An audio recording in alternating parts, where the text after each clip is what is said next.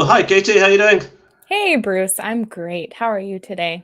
Very good, very good. Well, I'm just coming off the back of COVID, so if I cough and splutter a little bit today, then you know what's happened. So, Yeah. I'm glad you're recovering. I saw on your Facebook that you got COVID. I was like, oh no.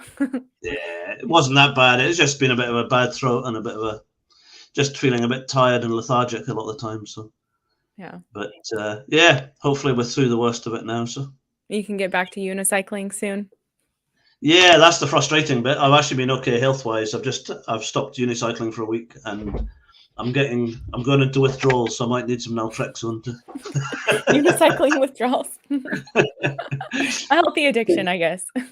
take a pill, wait an hour, and go unicycling. So. No, don't do that. Please don't do that. Yeah, no, that wouldn't be good. So, but yeah, so how have you been?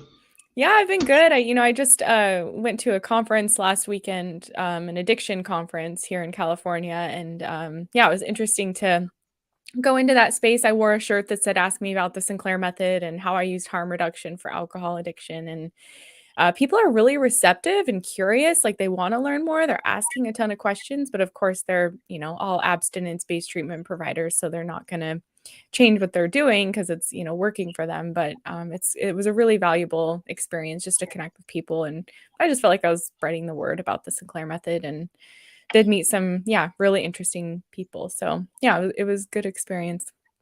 Yeah, fantastic. Well, that leads us on because we had a quick chat just before we started that I was just mentioning about something that's cropped up with me quite a bit in the last week or so is people asking the difference between abstinence-based programs and the Sinclair Method TSM. So if you're okay with it, I was just wondering if we could just have a chat around just the differences between TSM, the Sinclair Method, and abstinence-based programs. And obviously, just a disclaimer before we start, we're very pro TSM.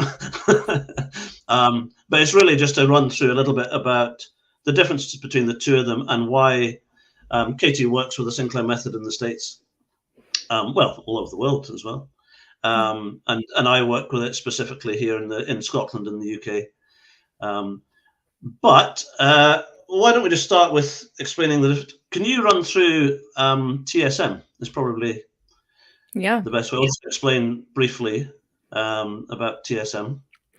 Yeah. So one of the biggest differences with TSM versus abstinence is that you continue to drink on the Sinclair Method. It's, meets people where they're at. I actually just did a short little video about, my issue when I was struggling with alcohol. Is like I tried abstinence literally dozens of times. I tried to quit drinking over and over and over again, and I would make it a couple of days, a couple of weeks, or a couple of months, and I would just keep returning to drinking again. And I was like, why does this keep happening? Why can't I stay sober? I'd see success stories of people getting sober and feel really inspired, but I couldn't do it myself. So that's when I learned about the Sinclair Method, which is a method that uses a medication called naltrexone.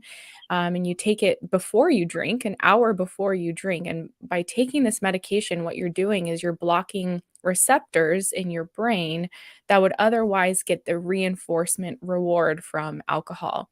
And when this is done over a long period of time, you do it repeatedly over many months, what happens is the wiring in your brain that has been driving the compulsive drinking, driving the craving, it gets broken down. And so, as those pathways are broken down, what happens is people start to lose interest in alcohol. I got to a place where it's like I was drinking a bottle or two of wine every single night. And after a few months on the method, I was having 3 or 4 alcohol-free days, and I was drinking a couple of glasses as opposed to the large quantities.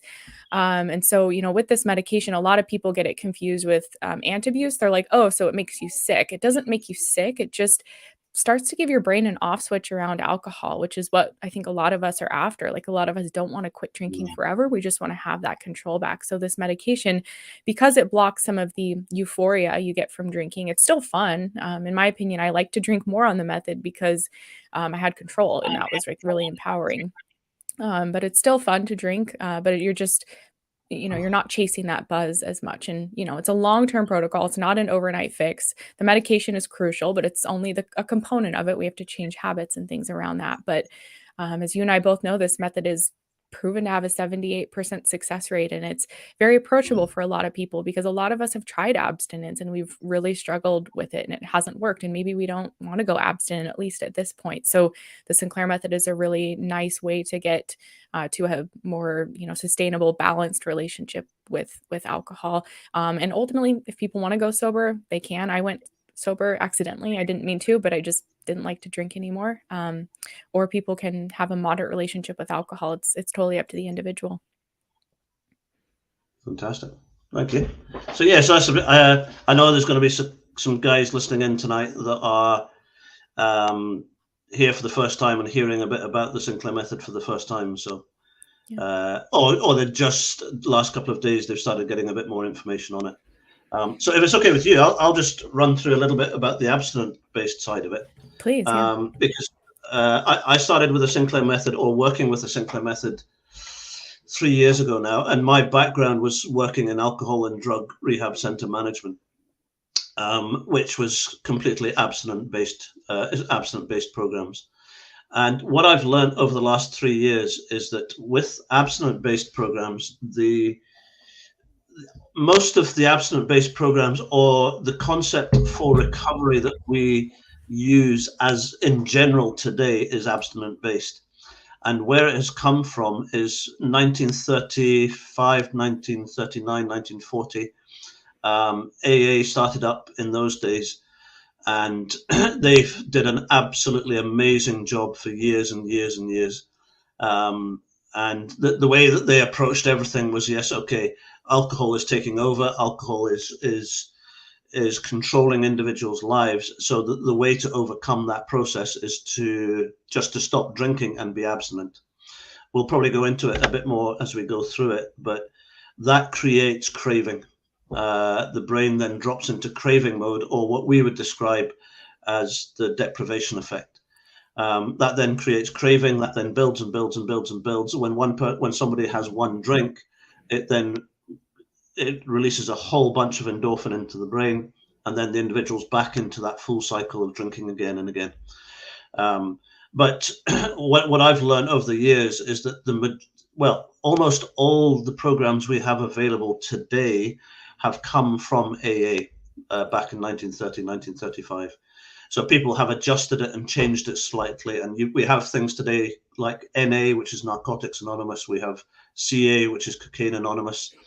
NACA, we have SMART meetings. We have here in the UK, we have things called Road to Recovery meetings. We've got lots of different groups along those lines.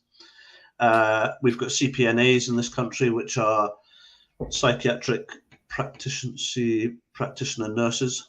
Not psychiatric. Anyway, they're working with people in the community who are struggling with alcohol. There's lots of different programs within that.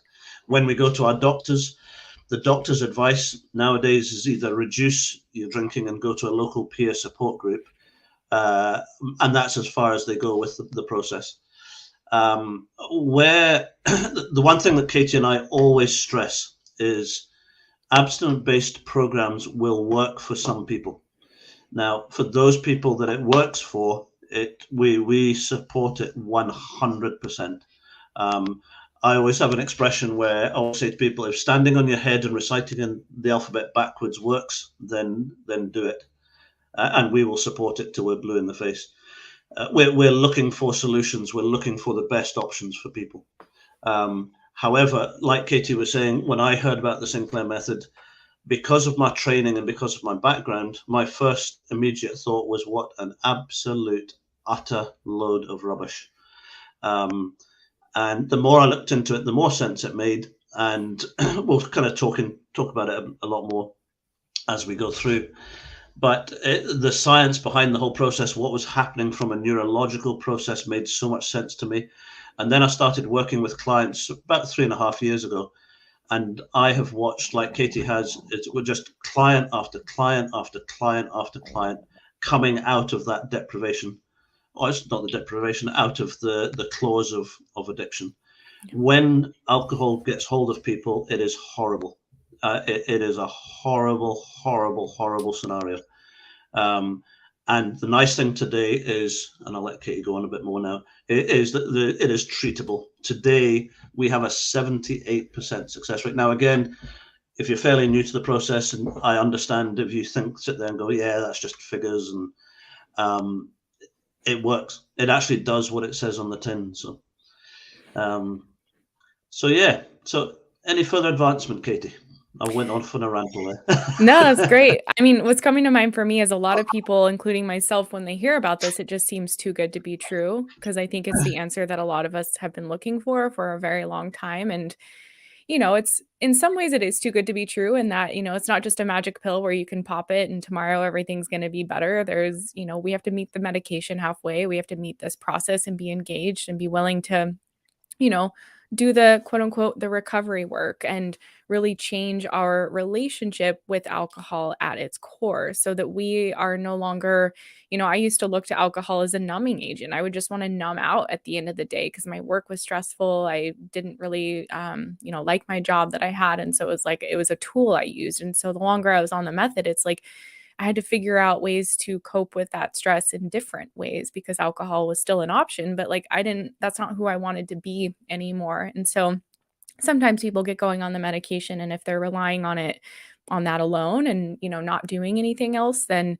it's not going to work for them. I just chatted with a gentleman the other day who he was on a very high dose of naltrexone for a long period, compliant, really working the Sinclair Method protocol, but not really doing anything else. And he is the one who told me, I know that's why it wasn't working, because I hadn't engaged the process and done anything else. So now he's doing it a second round, and he's going to, get more support and be more engaged. So, but it is, for those who are motivated and are willing to, put in the effort to make these changes. And it's a miracle cure. You hear that from people, and it's a long-term process too. It's not something where we're going to fix it overnight, but it's such a beautiful journey, and it becomes much easier to really change your lifestyle and habits when you're using the Sinclair Method, because you're not just battling those cravings every day. It's like you can still drink, but you day after day after day are gradually shifting your habits and lifestyle, and changing your relationship with alcohol. Yeah, thanks. And just as well, anyone that's listening or who's watching this live, that if you have any questions or if you'd like to make any comments or anything, feel free just to put it in the comments box, and if we can get a chance, we'll try and answer it as well. So yeah, hi Lee. I spoke to Lee yesterday. So Lee's having I better not say too much. And now, forgive me for saying, is it Meta? I think it's Meta. So she was saying, yes, it needs to change. Not much help in Scotland from GPs unless you pay loads of money for rehab. Yeah, unfortunately, and it's not only Scotland, all over the UK, and it's a big problem in the States as well. Well, actually, worldwide, which is the challenge. However, the one thing to be, I've got to be careful how I say this one. Rehabs as well. My background was working in rehab centres. Rehab centres are a very, very good place for people who need to go there. However, it's Lee's mum. Okay, I thought that, Lee. I didn't want to say too much. Hi, Lee's mum. Yeah, whether it's one of the council-run rehab centres or whether it's a private rehab centre, it's still an abstinence-based program. So it's it's the same kind of process. It's still an abstinence-based program. And the issue that but what I've found the difference between the rehab with abstinence-based programs and the Sinclair Method is that what happens is when someone becomes dependent on alcohol, the brain is releasing, when someone's drinking alcohol, it's releasing a lot of endorphin into the brain. So the brain eventually becomes dependent or addicted to that endorphin. So when somebody goes into rehab, or they go to AA, or they go to CA or SMART meetings, everything else, again, like I said, we support it if it works for somebody. But what happens in the brain is that all of a sudden the brain has become dependent on this huge endorphin reward that it's had for 5, 10, 15, 20 years. All of a sudden, on an abstinence-based program, you take that reward away from the brain, take the alcohol away, and the brain drops into what we call deprivation. It drops into craving mode. And at that point, the craving will build and build and build and build and build. And all it takes is one drink, and the brain goes from 0 to huge endorphin rush. And I mean a huge endorphin rush. And at that point, one drink becomes 2 to 3, and bang, within the space of a 2 to 3 day period, you're back into a full-blown relapse.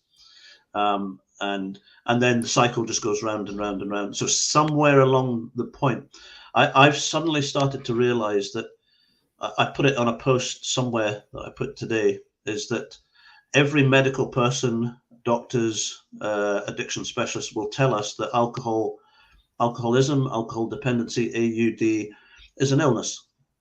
And it is the only illness in the world that I've heard of that when you go to the doctor and say, listen, I'm struggling with this illness, that they will say to you, you need to go to a peer support group and you need to stop drinking less. That's not good. That's not good, especially when there is medical proof, clinical evidence, and 25 years of research to show that if you use naltrexone alongside, it controls the neurological process in the brain, alongside a one-to-one support program, or the support program that Katie does, alongside that backing, it's completely and utterly treatable. That's why we get so, we're not anti-AA, we're not anti-CA or rehab or anything else. But if you've got an option of a 6 to 8% success rate, or you've got an option of an 78% success rate, we're not trying to say what we do is better. We're being completely blunt and putting our necks on the line because it's saving lives, basically.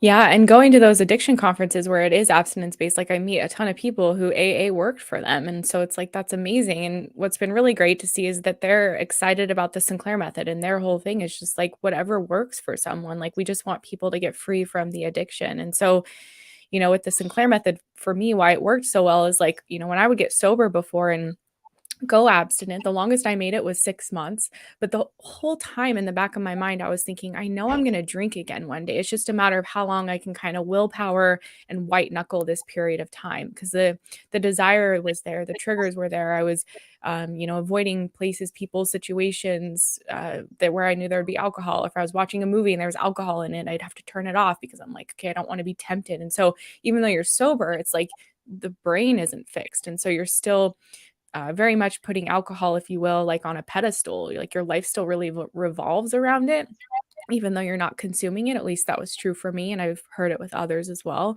But with the Sinclair method, it's like it takes that alcohol off its pedestal. It fixes the brain. And so, today I'm almost 4 years sober through the Sinclair method, and I can go to parties and they could be drinking the finest wine ever or champagne, and I just have no association. I have no urge or trigger, and it's as if the addiction has been erased from my brain. Like, I always use the example with, you've heard me say it before, Bruce, like, I've never smoked a cigarette. So if I'm around a bunch of people smoking, there's no urge, there's no trigger. I'm just like, you guys smoke, I'll stand over here.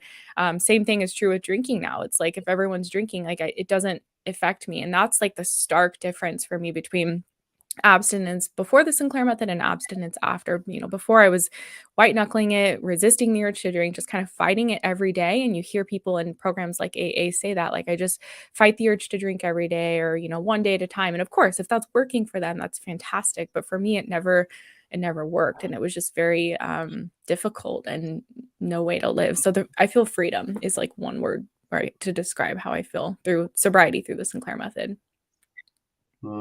Fantastic.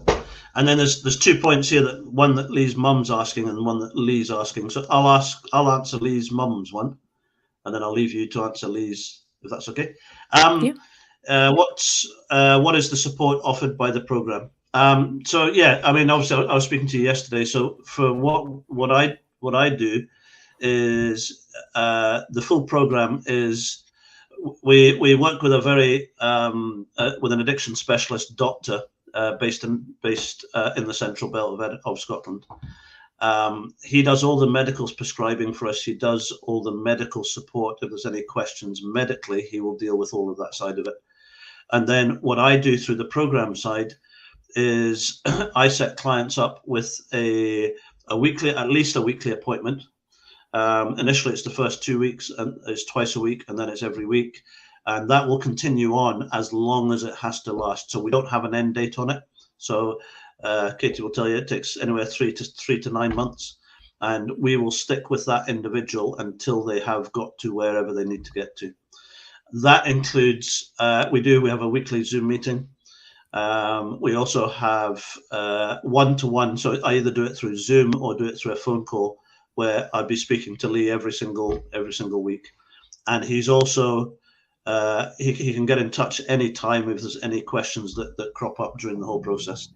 But just to explain very briefly that with alcohol dependency, there are two sides to the whole process. One side is the physical craving, the physical addiction that's going on, and that's happening in the brain. It's a neurological condition.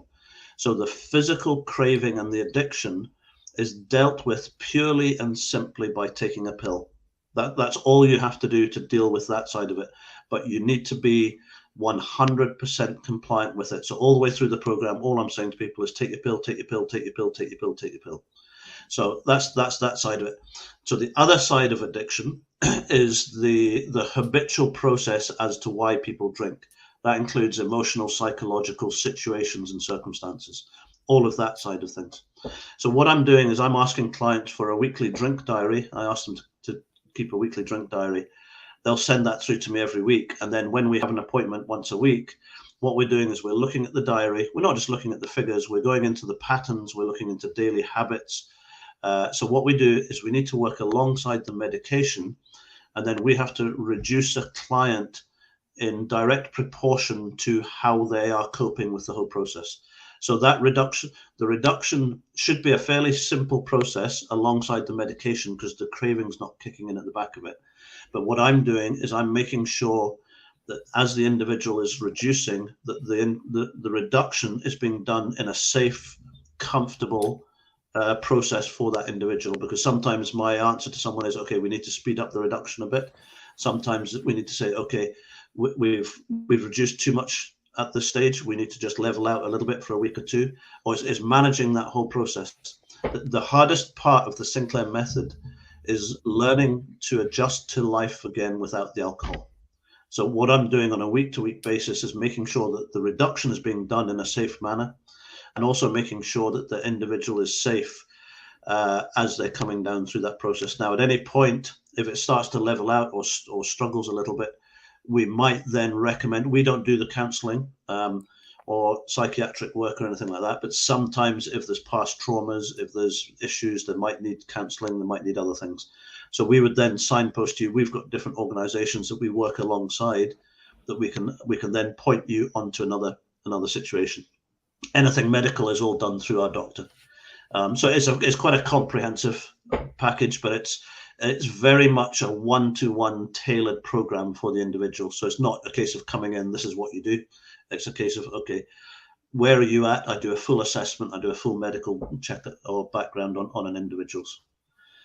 But anyway, I need to know how to. I'm really sorry, Lee's mum. I'm going to call you Lee's mum. Meta. I'm hoping it's Meta. Please forgive me if it's wrong. If you want to have a Zoom with me at any stage, or a phone chat, just to go into a lot more detail about it, then give us a shout. And Lee was asking, does it make you depressed, reducing the endorphins, or can it make you aggressive? That's a good question. So one important thing to remember is that alcohol is a depressant. And so alcohol is something that is directly linked to feelings of depression. And so with this medication, of course, there are different side effects for individuals. Some people feel side effects more intensely, others don't feel anything. With how this process works, and typically what I've seen with people who are on antidepressants or are concerned about depression being a side effect is, as you get going on this therapy, you're taking the medication in a targeted dose with alcohol. And so it's really targeting the endorphins that you're getting from alcohol. And so what I've seen, I just saw this with a client on Monday, she had been on antidepressants for 2 years, and she got going on the Sinclair method and reduced her drinking to a point where she felt safe to go off her antidepressants. So she worked with her doctor to get off of those because her depression was really linked to her overuse of alcohol. And so, as you're taking this medication and it's targeting the endorphins that are coming from alcohol, it's really working in that targeted dose. So you're going to be, really just going after the ones that are coming from alcohol. And then a part of this process, as well, is experiencing times without alcohol and alcohol-free days. Maybe for some people that happens in the first month, for others it might take a little bit longer. But what's great about this medication is that on those alcohol-free days, you're not taking it. And so on those days, it's ideal that you're out doing things that make you feel good and happy and joyful. And by doing that, after your receptors have been blocked the day before, they're really super sensitive and upregulated. So these other activities you do that produce endorphins, which is really anything that makes you feel good, they're going to be extra reinforced in your brain. And so there's really like a two-prong approach with the Sinclair method. You want to drink repeatedly on the naltrexone and block the endorphins you're getting from alcohol.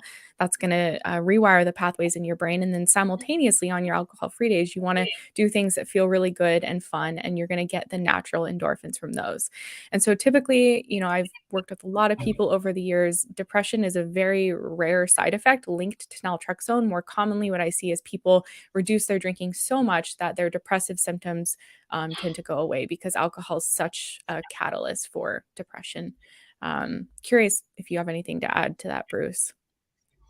Yeah, I think going back to the abstinence-based side of things, it is very, very, very, very, very, very, very common for people who come on the program to be coming from a place of either propranolol, as Lee's mentioned, or fluoxetine, or citalopram, or sertraline.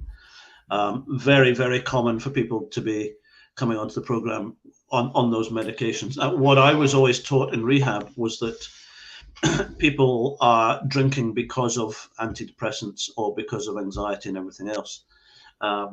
Again, I've done a little bit of research into it, and I'm not medically trained in it. But what I have found is that a lot of the time it's actually, like Katie's saying, it's linked to the alcohol, and it's also linked to sleep patterns as well. The alcohol creates the sleep patterns. I spoke to a sleep specialist a while ago who did a lot of research into sleep patterns and alcohol. And what he found was that we all have sleep patterns. So we go to sleep, we drop off to sleep naturally, we go to REM, we go to light sleep, heavy sleep, and REM, and that's a full sleep cycle. So what happens is the brain needs that full sleep cycle to be completely renewed and restored for the next day, to feel refreshed and ready to go for the next day.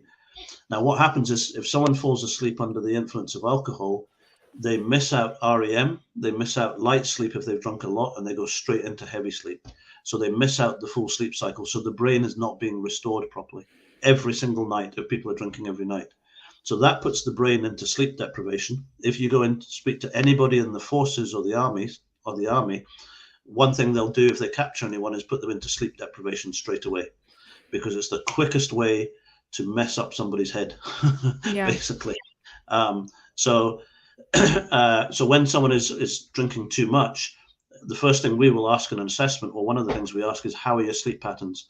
9 times out of 10, people say not good, not good. I'm waking up during the night. And there's a number of things with that. But then what happens is, as people's alcohol intake reduces and reduces and reduces, the number of times that all of a sudden the sleep cycle starts to get better, the pattern seems to get better, and all of a sudden people are saying, okay, I'm drinking less, as Katie's saying, which is one side of it. I'm drinking less, I'm feeling better, I'm not as groggy in the morning, I'm not as hungover the next morning. Plus, I'm getting a proper sleep cycle. And I find a lot of the times, whereas in rehab we were always taught people drank because of anxiety and depression, what I'm finding, it's actually the alcohol that's creating the sleep cycle that's creating a lot of the anxiety and depression. Yeah. So it's not always the case. There are some people that do have a chemical imbalance. But in a lot of the cases when alcohol's involved, it's the alcohol, as Katie's saying, that's creating it. So once we reduce the alcohol, we find so often the antidepressants and the anti-anxiety medication, we don't ever advise you stop taking them. Always keep taking them until you've taken medical advice on it. But so often I'll say to people, go back to your GP and speak to them. And a number of people are coming off anti-anxiety and propranolol and stuff. Mm-hmm. So yeah, great question. Yeah, some people do obviously, like, that's a question for your medical professional who's got you on the antidepressants. But yeah, so commonly I just see that with the reduction in alcohol, there can be improvement in the depression. And of course, if someone's on naltrexone daily for like months, months and months and months without any days off, I've heard anecdotally from people that they report just feelings of like blah or, kind of flatness or something. So that's something to be aware of. But if you're someone using the Sinclair method and you're getting some alcohol-free days in your first few months of the use of the medication, like I don't think it's something to be too concerned about, just and what I've seen as a coach for the last almost 4 years. Yeah, and Lee is saying that he gets 4 hours sleep. So it's roughly, I call it the magic 2 hours in the morning. Normally between 2 o'clock and 4 o'clock in the morning, people normally wake up. And that's a mixture of the cycle. You're not going through the full cycle. And also on heavier drinkers, the alcohol's starting to wear off as well. So people are starting to sober up, and that's what wakes people up because they're going into a minor withdrawal. So yeah, very, very common. So yeah, one of the things I hear from people who are on the Sinclair method and seeing results is like how much their sleep has improved. There might be a period of adjustment. A lot of people use alcohol to fall asleep, but we know that it doesn't give us restorative sleep. It just kind of knocks us out. But once we kind of get through that uncomfortable period, if you're someone using alcohol in that way, it's like they just report, oh my gosh, I wake up feeling rested in the morning. I feel really good and energized, whereas before it was like dragging themselves out of bed. So it's a byproduct of drinking less as well. And again, I'm just going to throw this question as well for you. Well, I know the answer, but I'm going to I'll act as the interviewer. Does TSM, the Sinclair method, work for any level of alcohol consumption? Yeah, I've seen it work across the spectrum of mild to moderate to severe. I think, the three things that prevents the Sinclair method from working for people, I think, is number one, the compliance. They're not being 100% compliant 100% of the time with following the Sinclair method protocol. Number two, like we talked about earlier, is they're not, working on setting little goals and habit change each week or each day. And they're kind of just taking the pill and doing what they've always done. So they're not really engaging in the process. And number three, which encompasses those two, is someone's really their desire to change. Like, I've worked with a number of people who kind of got on this method because their family member wanted them to, or because they thought they should, and maybe they weren't quite ready to make this change. And what's so great about the Sinclair method is that it's a gentle change that can be done over time. And so it's really sustainable. It's not like ripping off a Band-Aid. But I find that is the thing that contributes oftentimes to people's success on this method, like whether or not they're really ready to change and whether they really want it for themselves. And that's true with any type of change, weight loss, or whatever someone wants to do. But I've seen people who are drinking just a couple glasses of wine every night and they can't stop, and that's problematic for them, all the way to people who are drinking a half gallon or more of vodka a day respond to the Sinclair method. So yes, I do think it can work for anyone on that spectrum. And, there's little nuances and things that people can do to help the method along and best practices and all of that. But yeah. What have you seen? Bruce? What are your thoughts on that? Absolutely. It's everything from, like you say, a light drinker. I had someone who was drinking 30 units a week, which is 3 bottles of wine a week, which is probably the lowest that I've had, up to someone that was drinking 260, 270 units, which is 10 units in a bottle of wine. So it's 26 bottle of the equivalent of that, but it was more spirits with that person. It was more a bottle of Jack Daniels and 2 bottles of wine a day. So I've seen it working with people that are drinking a bottle of vodka a day, right the way down to 1 or 2 glasses, like Katie's saying, a day. The medication, I've always got to put my brakes on. Please understand that when Katie and I are talking about this, we work with it on a day-to-day basis, and we have our brakes on at the moment. We are trying to hold back in a lot of areas that we talk about. And sometimes when I get going on this subject, I just go off on one. So forgive me if I do. But the reality of it is that what Katie and I are both working with, and Katie's been through herself. My background was personally was drugs, which is the same process with the endorphin here. It's just a different substance. But Katie's been through it. I've been through the drug side. I know people. I've been to funerals through work that I used to do for people that have lost their lives through alcohol. We're not doing this because we're trying to promote ourselves or the organizations that we work with. We're doing it because we know the end result. In a lot of cases, the end result is not pretty. The in-between results are not pretty either sometimes, because it once alcohol dependency, alcoholism, AUD gets hold of an individual, it is crippling. It is absolutely crippling. It will take over every single area of the life. And the more that we get involved in it, and the more we realize that the whole process is treatable, it beggars belief. It absolutely beggars belief. Just for all these Scottish guys, I've spoken to the Scottish government.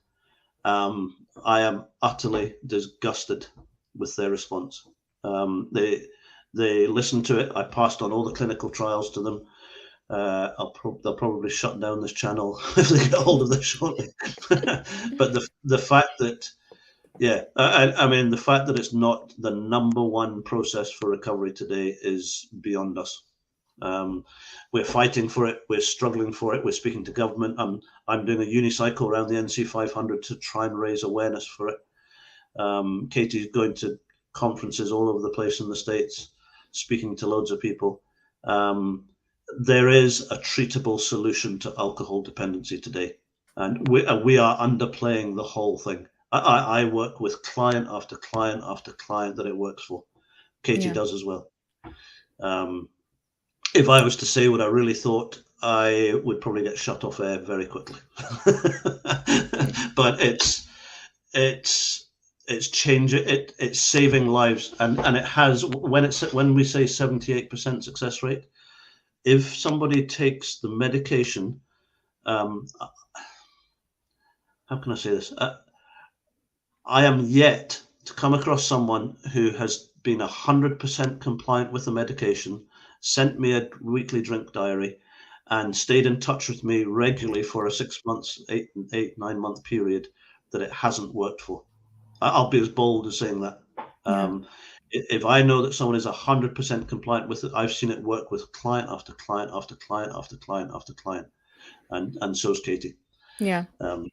I'm going to shut up before I say something I shouldn't. Well, and I was just going to say too, because Meta was saying, hoping that her son is ready to make this change. And I will say, like, there's a cycle of change chart that people go through. There's no intention to change, thinking about change, ready to change. And there's different stages that people go through. And I will say, even people that start this method and don't really know what to expect, and maybe don't have both feet jumped in and ready to go, going on the medication can really be a great first step and start them on the process of really seeing alcohol in a different light and not experiencing the same rush of pleasure that comes from alcohol. So even if someone's not 100% ready starting out, getting on the medication is an awesome first step, because it really starts to change your brain. You begin to see alcohol for what it really is. You start to take it from its pedestal, and it's not this amazing substance anymore. Because when I got going on this treatment protocol, I had no intention of quitting drinking. I was like, I know I want to drink less. That was my generic goal. But over the course of many months on this treatment, it kept working on my brain, and I saw myself choose alcohol-free days more often. I saw that I preferred sparkling water over wine, and that was not who I was starting this treatment. I was like, this is really bizarre. And yes, I was really motivated to fix my relationship with alcohol because it was destroying my life slowly. But I totally changed, and my goals changed the longer I was on this method. Often people get started on this method. I saw Gary Bell is here. He's someone who's long time ago TSM success story, but starting on this method, you just want to cut back on drinking. But a lot of people after 6 months or a year they're hardly drinking anymore at all, or maybe 2 years. It takes, different timeframes for people, but they're hardly drinking anymore at all. And they never thought they'd be at that place, or maybe they went alcohol free like I did, which was not their intention. And so the medication can do wonders to start to repair the brain. And like Bruce said, if someone's engaged and they're sending him drink logs or checking in every week, or just working this protocol, like not to bring in an AA terminology, but just like one step at a time, one day at a time, they can really begin to see results. And again, it's done in a really gentle, gradual way. So it's not like the shock of abstinence and then you're just fighting cravings, but it's gradually letting go of alcohol as you've known it, as you cultivate a life that revolves less around alcohol. And there's quite a few. Also, Katie's partner in business, Karen, has just come on. Hey, Karen. Karen is another amazing lady. So it's Karen and Katie that run the Thrive program, and they do an amazing job, absolutely amazing job. So also Karen as well. I know Karen's passion for the whole process as well. And Gary, I spoke to Gary a while ago, and I love the man. Absolutely love you, Gary. You're an amazing man. Yeah. I remember talking to Gary about. I said I remember the first thing he said to me. I said, all the abstinence-based programs have about a 6% success rate. And Gary, he didn't even blink, and he said, what makes you think that 6% is successful? Yeah. Reframing it, right? He said, if you went to your doctor and he said, well, listen, I've got 6% success that this medication is going to work, you wouldn't touch it. That's true. You wouldn't touch it with a barge pole. Yeah. So, yeah. There's something else as well. The Scottish government, I won't go into that just now, Lee, but if I chat to you again, there's a very, very clear explanation as to why it's not happening, but I can explain that to you. It's a long explanation. It's not I'm trying to avoid the question. I would like to drink and control it, but if I was to stop, even better. Yeah, I used to ask people when they first came on the program, what's your goal? And everyone used to say abstinence. I would say 95% of clients I work with do not go to abstinence. It's because that we are programmed, we are taught, is probably the better word, we've been taught through all the abstinence-based programs that are available today, that when somebody puts up their hand and says, I'm struggling with my alcohol intake, the only option is abstinence. So therefore people think, I can only do abstinence.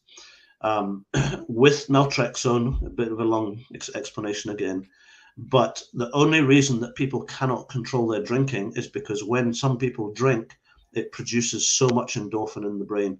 When that huge rush of endorphin comes in, 1 drink, 2 drinks, 5 drinks, 10 drinks is never enough because you're getting this huge rush. Naltrexone controls the amount of that rush that comes through the brain. It reduces it down, and it becomes absolutely no problem to have 1 or 2 or 3 drinks once a week. I've got people, the guy I was talking about before, bottle of Jack Daniels, 2 bottles of wine. He will drink a glass of wine most nights of the week. No craving, no white knuckling it, no desire for any more. I spoke to a guy this morning, bottle of X-Forces, bottle of vodka a day, and the rest. He's down to having 30 units a week, so he'll have 3 glasses of wine 3 times a week. Now, it's still excessive. He still wants to bring it down. He's struggling with PTSD and things like that, so we just need to keep him at a safe level and get him medical help at the moment.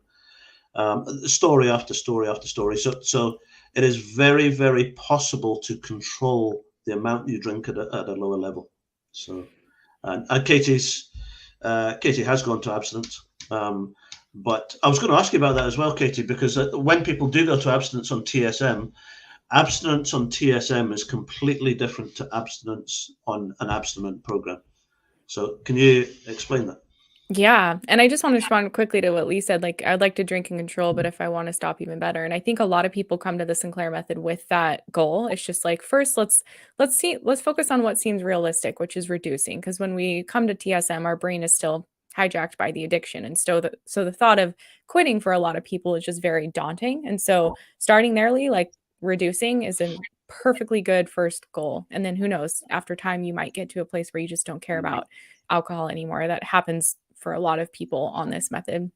But yeah, the difference, it's night and day difference, like I don't even think about drinking anymore. I don't I'm not triggered by it. I don't have a desire to drink. And, the truth is like I have the option to drink if I want to. I still have naltrexone. It's not this forbidden fruit where I can never drink again.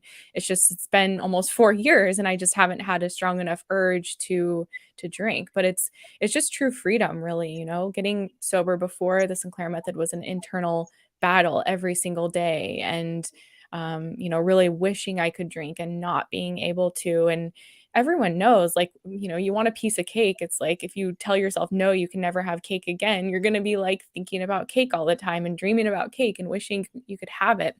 And so, getting rid of that desire and urge that was inside of my brain for drinking, it's just made it a non-issue. Like, especially the longer time goes by, it's like I forget what it was like to even taste alcohol or be buzzed or be drunk. And it doesn't occur to me to drink anymore. And I hear from people who are 2 years sober or even more, and they'll write to me and say, I'm still thinking about drinking every day, or I'm afraid I'm going to relapse one day. And that's like non-existent in my reality because my brain is restored. I don't think about drinking. And like I said, I could be at a bar where there's cocktails and everyone's drinking and I'm perfectly fine with my soda water or whatever it is I'm drinking, just because it doesn't interest me anymore, because my brain is back to where it was before I had the addiction to begin with. And a lot of relapses on abstinence-based, again, it's another big subject, but relapses normally happen as a result of a buildup of craving, and then people give in to that craving. But what creates the giving into the craving is quite often a life situation. So if you had a life situation that came in the next week or 2 weeks, we don't want it to happen, but if you had something serious happen, are you quite comfortable in the place that if you then decided, hang on a minute, like tomorrow you decided, hang on a minute, something's really upset me, I'm going to have a drink. Are you then confident that the relapse is not going to happen? Yeah, I mean, to be honest, like because like I've healed so much that like if I had a really bad stressful life situation, which has happened since I quit drinking, like the thought of drinking as a coping tool doesn't even occur to me anymore. It's just like I know that's not going to work. It's not going to do any good. And I've developed enough healthier coping tools that like if I were to drink, the situation would be more of like a celebration, like at dinner or, friend's wedding or something. Like I would never again turn to alcohol as a coping tool, just because I did that many, many times over the course of the year I was on the Sinclair Method. And that taught myself that, hey, alcohol is actually not an effective coping tool. It just makes things worse. And going for a walk, talking to a friend, exercising, whatever, that's a much healthier coping tool that's actually effective. And the more you see yourself, like that took practice too. That wasn't an overnight thing. I realized it was like practicing over the course of a year on the Sinclair Method, but it builds resilience in you. When you see yourself get through something difficult and you're not relying on alcohol as a crutch, you're just like building up your bank of resilience, and that can never be taken away from you. And having that strength in yourself and that internal confidence in your ability to cope with whatever life throws at you, like there's no buzz in the world that could replace that, because you feel grounded and confident in who you are, and like you can handle life without the crutch of alcohol or whatever. Yeah, thank you. And Lee was also saying that he honestly, the answer is no to not drinking again. And be honest with you, Lee, that's an amazing place to start. The nice thing that I find with the Sinclair Method is, again, another huge subject, but with abstinence-based programs, you either drink or you don't drink. There's no middle road. So if somebody does relapse and has a drink, most individuals are so not frightened. They feel like they've let the family down, they've let friends down, they've let the partners down, that they haven't been able to fight the craving, which is next to impossible for some people. They've given in, they've had a drink. So then they go into the secret drinking and they go into everything else, because they're just there's so much shame that comes with the whole process, which is wrong. So the fact that the nice thing with the Sinclair Method is it gets people to the point where they can be completely open and honest about the process, because it's an alcohol reduction program alongside the medication. So when someone comes on the phone with me one week and goes, "Oh, Bruce, I had an extra half a bottle of wine last Wednesday, and I know I shouldn't have done it. I know I should." And I said, "Whoa, stop! I don't care that that you had it. My only question is, did you take your pill? And if you took your pill again, I can't go, it's a long subject, but as long as you take the pill, if you have an extra glass of wine or 2 glasses of wine during the process, it doesn't matter, because in time, your brain just will not want to do that. So again, that's a long explanation, but it creates, and because of the nature of the program with partners and family as well, it's people can put up their hands and say, okay, I'm taking my medication, I'm waiting in an hour, I'm having my first drink, and I'm recording it for the diary, and it becomes a much more open thing, and partners start to understand and families start to understand, okay, this is what's happening, this is where we're going with the whole thing, and it makes it so much more open, and therefore people can support and structure, and it's going to have up and downs on the process, but during that up and down, with one-to-one support, or what the guys do in the States, that helps people get through the whole process. So it just becomes a much more open, honest form of recovery, I think. So yeah, no, I agree.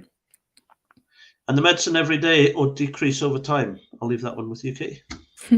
So following the Sinclair method, the medication is taken in a targeted dose before drinking. So it's taken, an hour or two before the first drink of the day, typically. Some people will start taking it daily just to kind of get in that habit and make sure they're always protected. But the protocol is taking it in a targeted dose before drinking. So as long as someone drinks, they take it before. If they're not drinking that day, they're not taking the medication that day. But even people who've been on the method for years and they've reached pharmacological extinction of the addiction, if they're still drinking, they'll just have their pills on them and plan to take it an hour before they drink as their protection. It protects your brain from relearning the behavior of alcohol use disorder. And that's how people can become moderate drinkers from people who had no control before, because the medication is blocking that reinforcement. And so people develop an off switch and they're satisfied after 1 or 2 drinks. It's not that endless chasing of drinking until you black out anymore, the longer you're on the method. It sounds crazy, but this is why when I first heard about it, I not only did I think what an absolute utter load of rubbish, I actually got very angry. It was Claudia Christian on a TED Talk on YouTube, if anyone wants to go and watch it. I actually got really angry because I thought, this is playing with people's lives. This is not good. This is and I sort of say to people, I'm either, or Katie and I are either lying through our teeth and we need dragged through, we need to be pulled up rapidly, or we're telling the truth. And what I found was, as I started working with clients, it was client after client after client. And Karen has actually made a really, really, really vital point. TSM works on the root cause of problematic drinking. It eliminates craving and ultimately the desire for alcohol. The one thing with rehab centers, when I was working in the rehabs, and we had connection with AA and CA and smart meetings and everything else, when people go on abstinence for a period of time, the 90% of the time people will relapse at some point. Now, we were always taught in abstinence-based programs that people relapse because of a problem. They relapse because they've had an argument. They've relapsed because of a bad day at work. They've relapsed because they've got unresolved issues. The only reason people relapse, in my opinion, or the main reason people relapse, is because of craving. It's not any more complicated than that. We need to stop making it this big psychoanalytical thing. It's because of craving. The reason people relapse is because of craving. So if we can eliminate the craving, which is exactly what Karen's saying, we can eliminate the craving, the relapse rate doesn't happen. Now, we're starting to realize now, the longer we're with TSM and naltrexone, as long as you take your medication, it's, again, another big subject, but it's impossible to relapse. You cannot relapse. So if you take away the craving and stay on the medication, relapses doesn't happen. So therefore, No, it's so true. I think I love that you've simplified it to that, because it might be, oh, my spouse cheated on me, so I'm going to drink, and that's the excuse, but it's because they want to drink. If you don't want to drink, you're not going to relapse in that way. I learned it in rehab, because we would have guys come in. I'd be in my office one day and there'd be a knock on the door, and one of the residents would come in, and all of a sudden, the nicest guy in the world, they'd come into the office, I'm not happy. And I'd go, ooh, where did this come from? And then I'll say, okay, no problem. We'll deal with it. We'll speak to the person, or we'll do whatever needs done. The next day they would come in again, and they'd have escalated slightly higher. And all of a sudden it was me. Like, I'm not happy with you. You haven't sorted this out. And blah, blah, blah. This is the worst rehab in the world. And I'm going to report you. And da, da, da. And then the next day people would relapse. And it happened again and again and again. And I thought, wow, okay. And then it suddenly dawned on me. I thought, in most cases, the relapse was planned.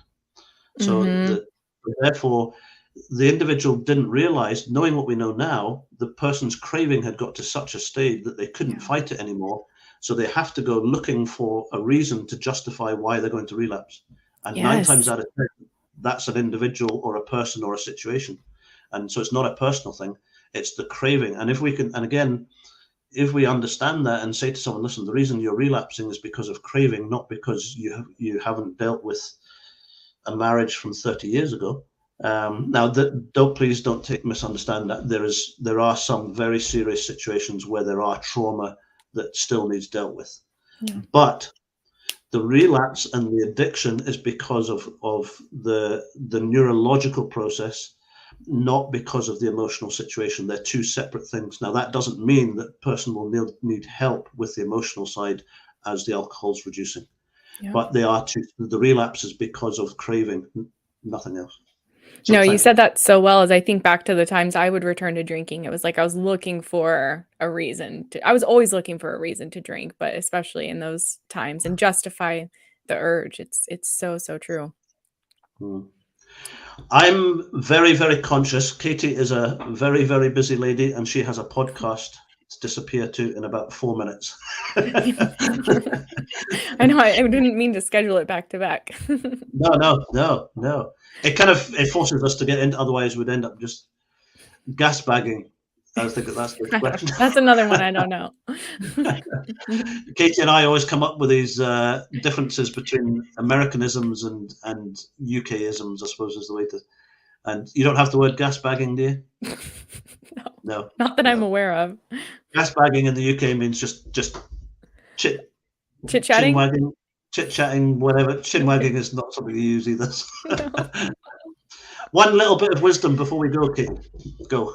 Oh gosh. Yeah, I mean, the Sinclair method, it sounds too good to be true. It does. But it's not. It's the answer that a lot of us have been looking for years or decades. And to family members out there, like, I think coming at it as a loved one who hasn't personally experienced alcohol addiction, it can be hard to wrap your head around. And so I just say, keep learning about the science of it and understanding why someone, when they have alcohol addiction, what's going on in their brain, and to give yourself that education around it, because I think being able to understand it in a scientific way helps us ground into that and, have more understanding for what our loved one is going through. But yeah, we've been at this for years now, like going on 5 years almost. And for me, and there's success story after success story. So it does work. It's not too good to be true. It's not an overnight fix, or it's not an instant fix, but it's a permanent one. That's what Bruce said, which I really like how that sounds. And as you're reducing, you can also do it with a comfort blanket, and that's Katie's. Sorry, I'm just looking at Carrie's quote. No, I'm not even going to say it. And there's Patrick. Hey, Patrick, how you doing? Patrick's. I nearly switched Patrick off of Zoom one day because I had a chat with him, and he was sitting by the side of the swimming pool in Florida, which is not a good concept. So, That's funny. Okay, thank you very much, everyone. It works. It is the only way we can describe it. It works. Without going into a huge big pre-ramble again of something. Thank you, Katie. And I think you've got a podcast in about 1 minute, so I better let you shoot. So if anyone's got any further questions or anything, feel free just to get in touch with Katie in the States or myself here in the UK. Thank you very much, everyone. Thank you, Katie. Thanks, Bruce. Thanks, everyone. See you later. Have a good podcast. Bye. Okay, bye.